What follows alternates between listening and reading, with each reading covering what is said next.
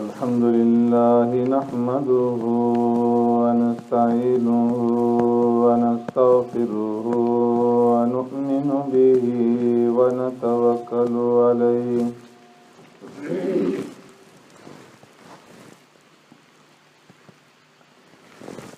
ونعوذ بالله من شرور أنفسنا ومن سيئات أعمالنا من يهده الله فلا مضل له ومن يضلل فلا هادي له ونشهد أن لا إله إلا الله وحده لا شريك له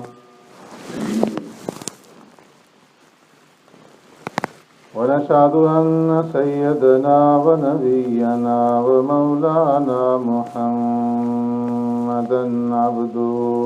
ورسوله أرسله الله إلى كافة للناس بشيرا ونذيرا وداعيا إلى الله بإذنه وسراجا منيرا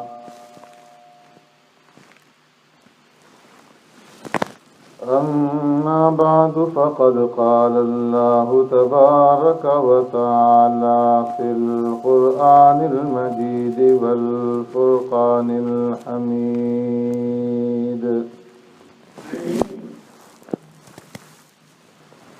فأعوذ بالله من الشيطان الرجيم بسم الله الرحمن الرحيم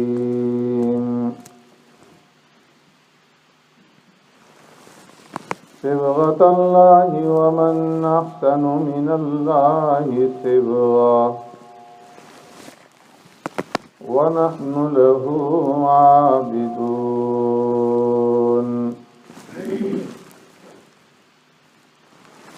قل أتحاجوننا في الله وهو ربنا وربكم ولنا أعمالنا ولكم أعمالكم ونحن له مخلصون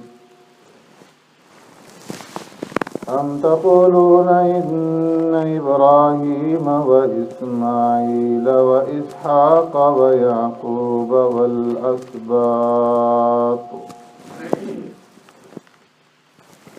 كانوا هودا أو نصارى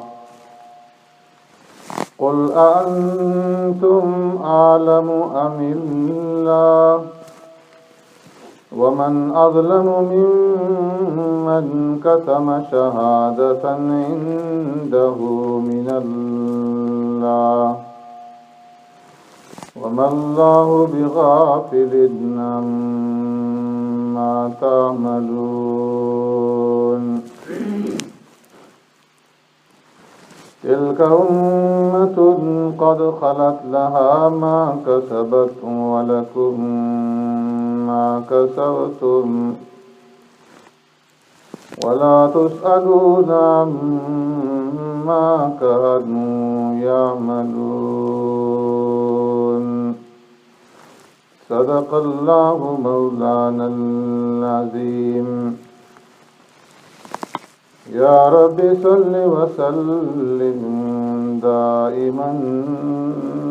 أبدا على حبيبك خير الخلق كلهم هو الحبيب الذي ترجى شفاعته لكل هول من الأهوال مقتحم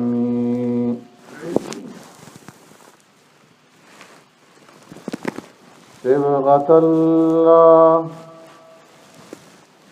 ہم نے اختیار کیا اللہ کا رنگ. وَمَنْ أَحْسَنُ مِنَ اللَّهِ صِبْغًا، اور کس کا رنگ بہتر ہو سکتا ہے اللہ کے رنگ سے. وَنَحْنُ لَهُ عَابِدُونَ، اور ہم اسی کی عبادت کرنے والے ہیں. قُلْ أَتُحَاجُّونَنَا فِي اللَّهِ، اے محبوب فرما دیجئے کیا تم جھگڑتے ہو ہم سے اللہ کے بارے میں. وَهُوَ رَبُّنَا وَرَبُّكُمْ، حالانکہ وہ ہمارا بھی پروردگار ہے اور تمہارا بھی پروردگار ہے. وَلَنَا أَعْمَالُنَا وَلَكُمْ أَعْمَالُكُمْ،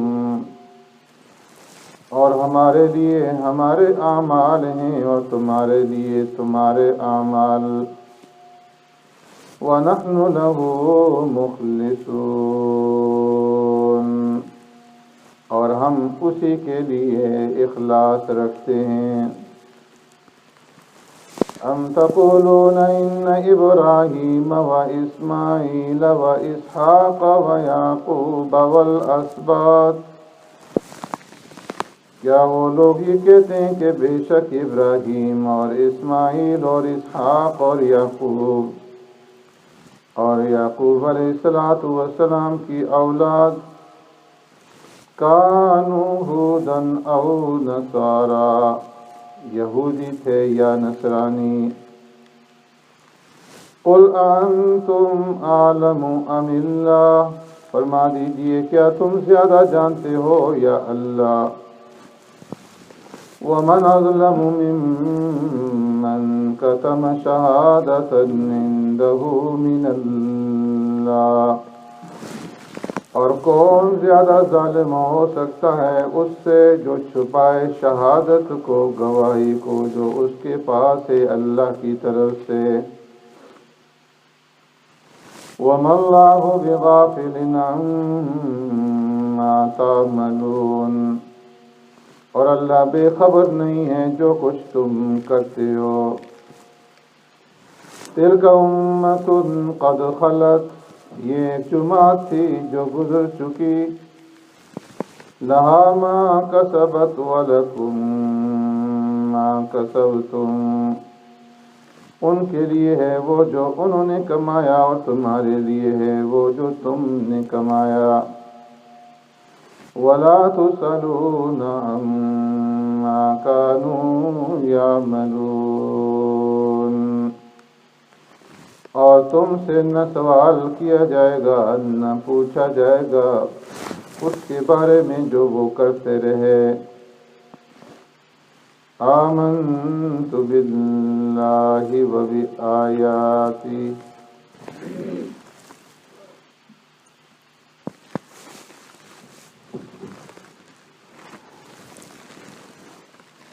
میرے محترم دوستوں، بزرگوں، بھائیوں،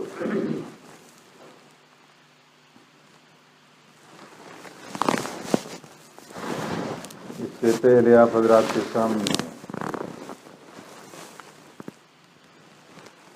بیان کیا جا چکا کہ یہود اور نصارہ نے آقا نامدار سرور کائنات رحمت دو عالم صلی اللہ علیہ وسلم اور مسلمانوں کو اس بات کی دعوت دی کہ اگر تم ہدایت پانا چاہتے ہو تو یہودی بن جاؤ یا نصرانی. اس کے جواب میں اللہ رب العزت نے مسلمانوں سے یہ کہلوایا بل ملت ابراہیم حنیفہ، کہ ہم نے تو ملت ابراہیمی کو اختیار کیا جو یکسوت ہے اور شرک کرنے والوں میں سے نہیں، اور تم شرک اور بت پرستی کے اندر مبتلا ہو. پھر ملت ابراہیمی اور ملت اسلامیہ کا ایک بنیادی اصول بیان فرما دیا گیا. آمنا باللہ، کہ ہم اللہ رب العزت کی ذات پر، اس کی وحدانیت پر، اس کی صفات پر ایمان لائے، اور اللہ نے جو کتاب قرآن مجید ہماری طرف نازل فرمائی اس پر ایمان لائے، اور جتنے بھی صحائف اور کتب ابراہیم، اسماعیل، اسحاق، یعقوب اور ان کی اولاد میں جتنے انبیاء آئے ان کو دیے گئے، ان پر نازل کیے گئے، ان پر اتارے گئے، ان پر ہم ایمان رکھتے ہیں. اور موسیٰ علیہ السلام اور عیسیٰ علیہ السلام کو جو شریعت دی گئی، جو کتابیں دی گئی، اور ان کے علاوہ جتنے بھی نبی آئے، رسول آئے، ان کو جو کچھ اللہ کی طرف سے ملا، نبوت ملی، رسالت ملی، کتابیں ملی، صحائف ملے، معجزات ملے، ہم ان سب کے اوپر ایمان اور یقین رکھتے ہیں. اور کسی بھی نبی اور کسی بھی رسول کے درمیان میں ہم تفریق نہیں کرتے، ہم سب کے اوپر ایمان رکھتے ہیں. اس اصول کو بیان کرنے کے بعد پھر اللہ تبارک و تعالی نے آقا نامدار سرور کائنات رحمت دو عالم صلی اللہ علیہ وسلم کے ایمان اور صحابہ اکرام رضوان اللہ تعالی اجمعین کے ایمان کو نمونہ کے طور پر پیش فرمایا، اور انہیں معیار حق بنا کر کے یہ اعلان فرمایا کہ فَإِنْ آمَنُوا بِمِثْلِ مَا آمَنْتُمْ بِهِ فَقَدِ اهْتَدَوْا، کہ اے یہود و نصارہ اور اے مشرکین، اس وقت جو تم یہودیت کی طرف اور نصرانیت کی طرف دعوت دے کر کے یہ کہہ رہے ہو کہ تہتدوا، کہ تم ہدایت پا جاؤ گے، ہم تمہارے سامنے نمونہ پیش کر رہے ہیں کہ جس طرح آقا نامدار سرور کائنات رحمت دو عالم صلی اللہ علیہ وسلم ایمان لائے، اور آپ کے صحابہ جن چیزوں کے اوپر ایمان لائے، ان کا ایمان تمہارے لیے ایک مثال ہے، ایک نمونہ ہے، ایک معیار ہے. اگر تم ان کے ایمان کی طرح ایمان لاؤ گے فقد اہتدوا، تو تم ہدایت پا جاؤ. جن چیزوں کے اوپر جس طرح ان کا ایمان ہے، اگر اس میں سر منہ بھی ایک بال کے برابر بھی کمی ہوگی، زیادتی ہوگی، افراط اور تفریط ہوگا، گھٹنا اور بڑھانا ہوگا، اللہ کی ذات پر، اللہ کی صفات پر، اللہ کی وحدانیت پر، انبیاء اور رسل پر، کتابوں پر، فرشتوں پر، مرنے کے بعد کی زندگی پر، آخرت پر، جس طرح یہ ایمان لائے، جس طرح ان کا ایمان ہے صحابہ کا، اگر تم ایمان لاؤ گے اسی طرح بغیر کمی اور زیادتی کے، تو فقد اہتدوا، تم ہدایت پا جاؤ. اس لیے نہ صرف اس زمانے کے یہود و نصارہ کو خطاب تھا، بلکہ قیامت تک آنے والی ساری انسانیت کے سامنے یہ پیغام رکھ دیا گیا کہ یہ معیار ہے ایمان کے لیے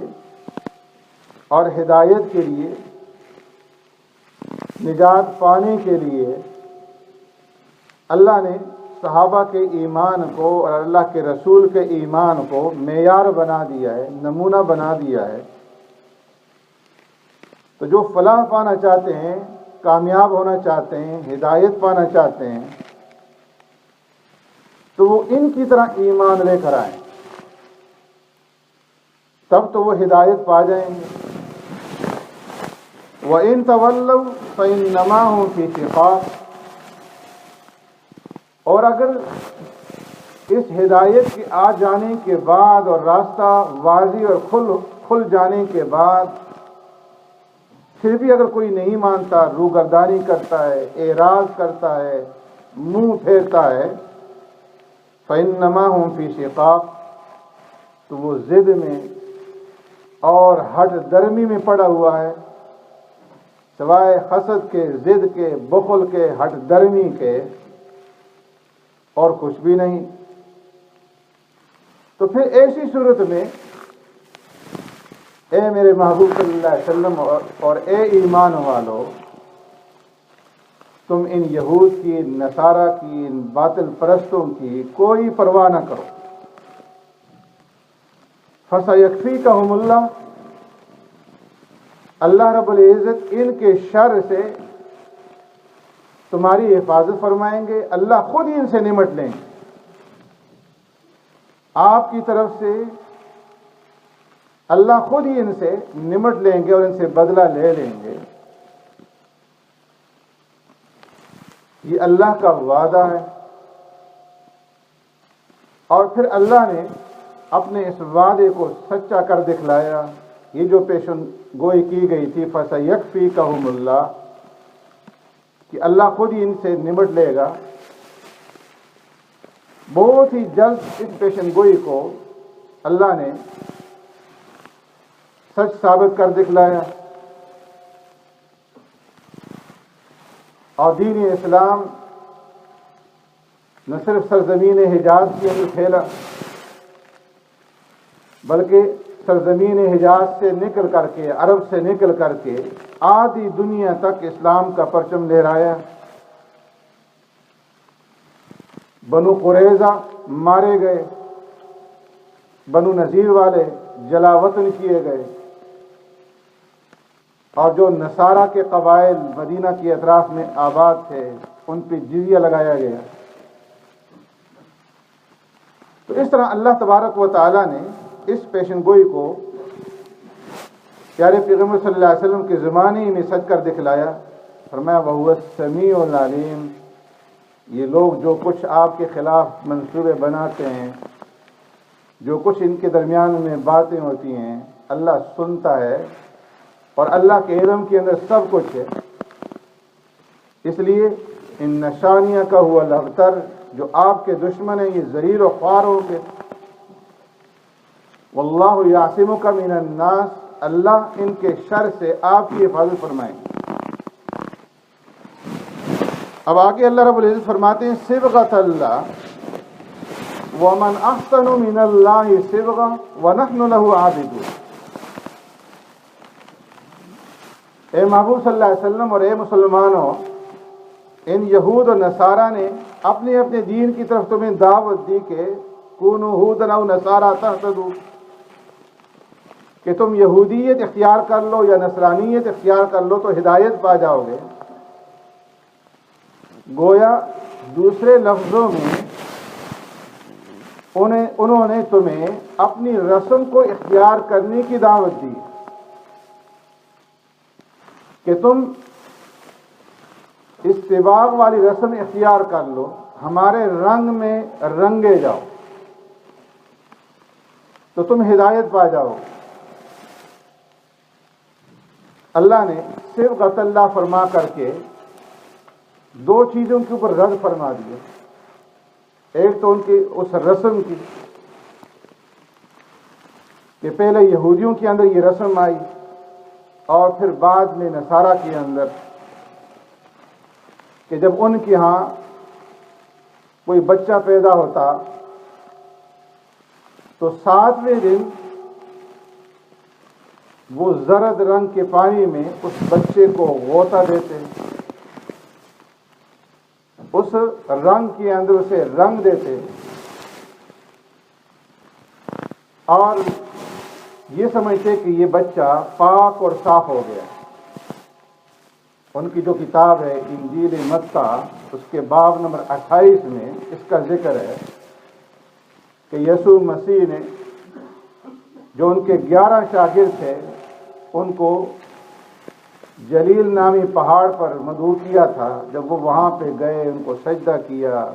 یسوع مسیح نے ان سے باتیں کی تو انہیں یہ کہا کہ تم لوگوں کی طرف جاؤ، مجھے زمین اور آسمان کا اختیار دے دیا گیا ہے، اور اب تم لوگوں کو اپنی شاگردی کی طرف بلاؤ اور باپ، بیٹا اور روح القدس کے نام پر ان کو بپتسمہ کرو، ان کو استباع کرو، اس رنگ میں رنگو۔ اسی لیے ان کے ہاں یہ رسم ہے کہ جب بچہ پیدا ہو 7ویں دن اس کو اس رنگ میں رنگتے ہیں۔ مسلمانوں کے ہاں حکم یہ ہے کہ 7ویں دن بچے کا نام رکھا جائے، عقیقہ کیا جائے، ختنہ کیا جائے۔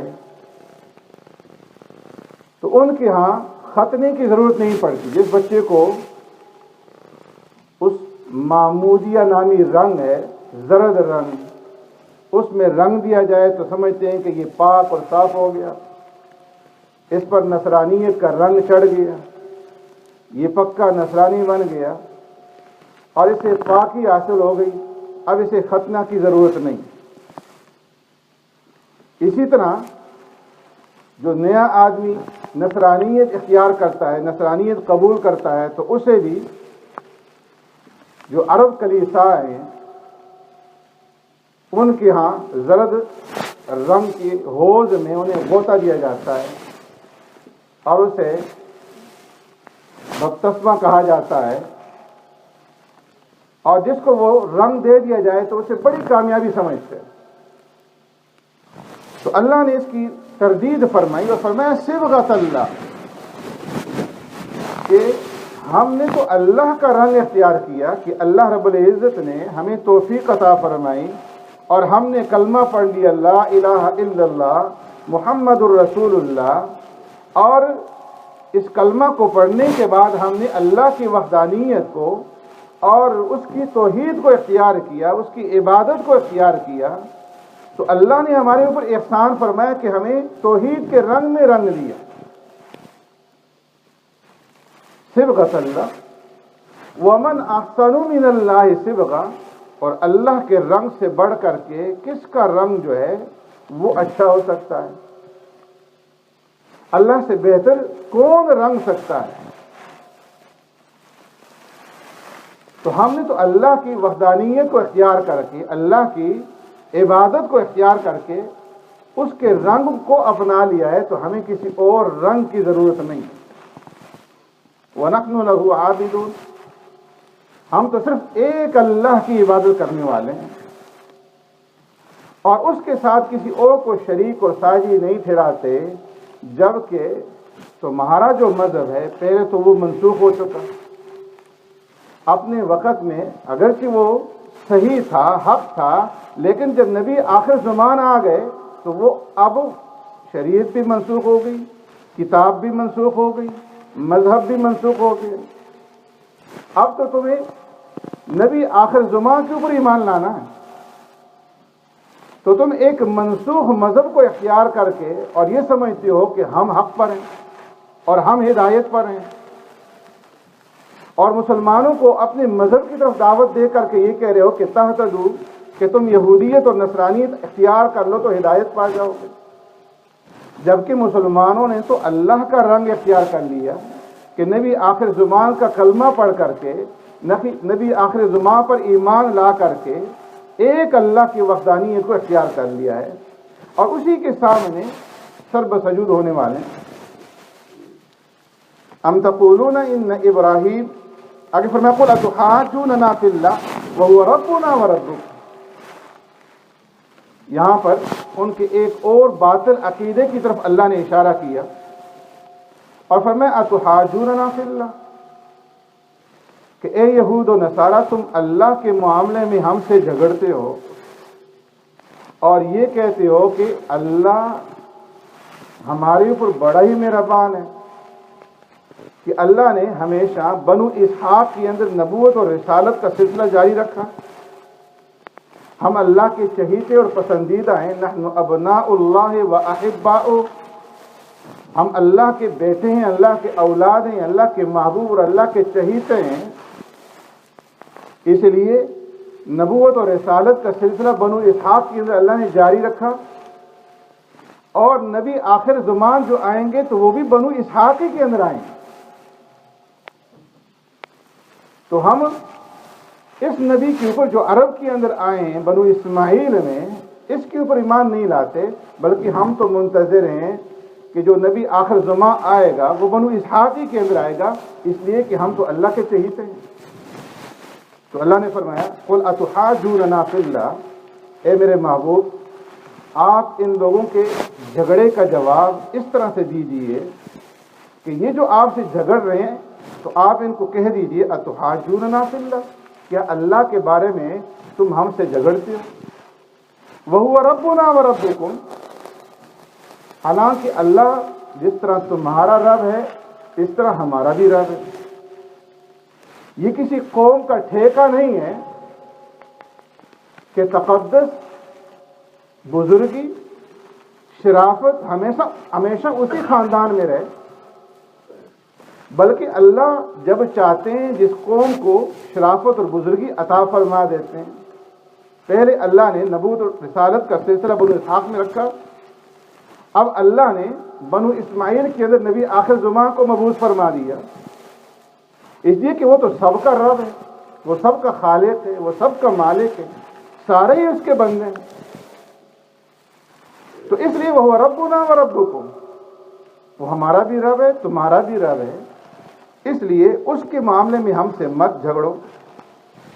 وَلَنَا أَعْمَالُنَا وَلَكُمْ أَعْمَالُكُمْ، اگر تم جھگڑا نہیں چھوڑتے تو ٹھیک ہے، لنا اعمالنا وَلَكُمْ أَعْمَالُكُمْ، پھر ہمارے لیے ہمارے اعمال ہیں کہ ہم نبی آخر زمان کے اوپر ایمان لے آئے اور اللہ کی وحدانیت کو ہم نے اختیار کر لیا، اور اس راستے پہ چل کر کے اللہ ہمیں اس کا بدلہ دیں گے جنت کی صورت میں۔ وَلَكُمْ أَعْمَالُكُمْ، تمہارے لیے تمہارے اعمال ہیں کہ تم نے تثلیث کو اختیار کیا، اللہ کے ساتھ شرک کیا، عزیر کو اللہ کا بیٹا بنایا، مسیح کو اللہ کا بیٹا بنایا، اور اللہ کے ساتھ تم نے شرک کرتے ہوئے نبی آخر زمان کا انکار کیا، قرآن کا انکار کیا، تو تمہارے لیے تمہارے اعمال ہیں، اللہ تمہیں ان اعمال کا بدلہ دیں گے، اس کی سزا دیں گے جہنم کی صورت میں۔ وَنَحْنُ لَهُ مُخْلِصُونَ، ہم تو صرف اللہ کے لیے اخلاص رکھتے ہیں، ہم نے اپنے آپ کو اللہ کے لیے خالص کر دیا، ہم اپنے رب کے ساتھ مخلص۔ اخلاص کسے کہتے ہیں؟ سعید بن جبیر رضی اللہ تعالیٰ عنہ فرماتے ہیں کہ اخلاص یہ ہے کہ بندہ جب عبادت کرے تو عبادت میں اللہ کے ساتھ کسی کو شریک نہ کرے، عبادت صرف اللہ کے لیے، اس میں اللہ کے ساتھ کسی کو شریک اور ساجی نہ ٹھہرایا جائے۔ اور بندہ جب کوئی عمل کرے تو اس کا عمل بھی صرف اللہ کے لیے ہو، اس کا نام اخلاص۔ اگر عمل کرتا ہے اس لیے کرتا ہے تاکہ لوگ دیکھیں مجھے اس عمل کرتے ہوئے اور مجھے نیک اور پارسا سمجھیں، تو یہ ریا ہوگا۔ اور اگر اس لیے عمل کرتا ہے کہ لوگ میری مدح کریں، میری تعریف کریں یا میرا شکریہ ادا کریں، تو یہ شرک ہوا۔ تو اس لیے فرمایا کہ ایمان والے جو ہیں ان کا اپنے رب کے ساتھ جو تعلق ہے وہ اخلاص والا ہے، کہ عبادت کریں گے تو صرف اللہ کے لیے، اس میں اللہ کے ساتھ کسی کو ذات، صفات، افعال میں شریک نہیں ٹھہرائیں گے،